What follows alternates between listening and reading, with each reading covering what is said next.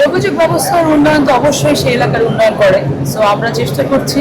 ইতিমধ্যে আমরা সংসদে একটি আলোচনা করেছি, আমাদের বিমান মন্ত্রণালয়ের সাথে কথা হয়েছে। ওনারা আমাদেরকে আশ্বস্ত করেছেন যে ওনারা শীঘ্রই ফেসিলিটি চেক করতে আসবেন। এটা যেহেতু একটি বিমানবন্দর আছেই, শুধুমাত্র যদি আমরা এটার চালু করতে পারি, সেটা কতদিনই করতে পারবেন তারা এটা দেখে যাওয়ার পরে আমাদেরকে জানাবেন, তাহলে কিন্তু এই ইনভেস্টমেন্টগুলো আরো বেশি আসবে এখানে।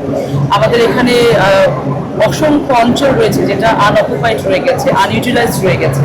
সো আমরা এগুলোকে ইউটিলাইজ করতে চাই।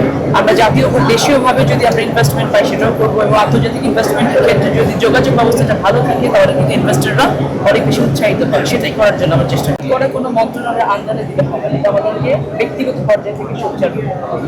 কারণ আমার সমাজ কল্যাণ মন্ত্রণালয় কি করতে পারে, ধর মাদকাসক্ত কাউকে আমরা কাউন্সিলিং করতে পারি, হয়তো রিহেবিলিটেশন দিতে পারি, যদি ওটাও স্বরাষ্ট্র মন্ত্রণালয়ের আন্ডারে, নার্কোটিক সেক্টরটাই হচ্ছে স্বরাষ্ট্র মন্ত্রণালয়ের আন্ডারে। কিন্তু মাদকে আক্রান্ত আপনার সন্তানকে এই রাষ্ট্র কিন্তু ধরে নিয়ে গিয়ে হয়তো জেল দিতে পারে, হয়তো রিহ্যাবিলিটেশন সেন্টারে তৈরি রাখতে পারে, কিন্তু আপনার সন্তান মাদকাসক্ত কিনা এটা রাষ্ট্র জানার আগে আপনার জানা উচিত।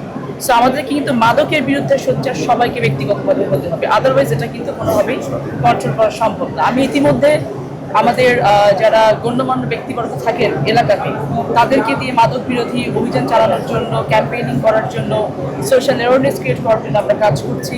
আমরা সমাজ কল্যাণ মন্ত্রণালয় থেকে সোশ্যাল অ্যাওয়ারনেস ক্রিয়েটের জন্য কাজ করছি, কিন্তু এই সোশ্যাল অ্যাওয়ারনেস ক্রিয়েটের প্রাথমিক যে কাজটা সেটা হচ্ছে পরিবার থেকে শুরু হতে হবে, স্কুল থেকে শুরু হতে হবে, তার মধ্যে কিন্তু সম্ভব।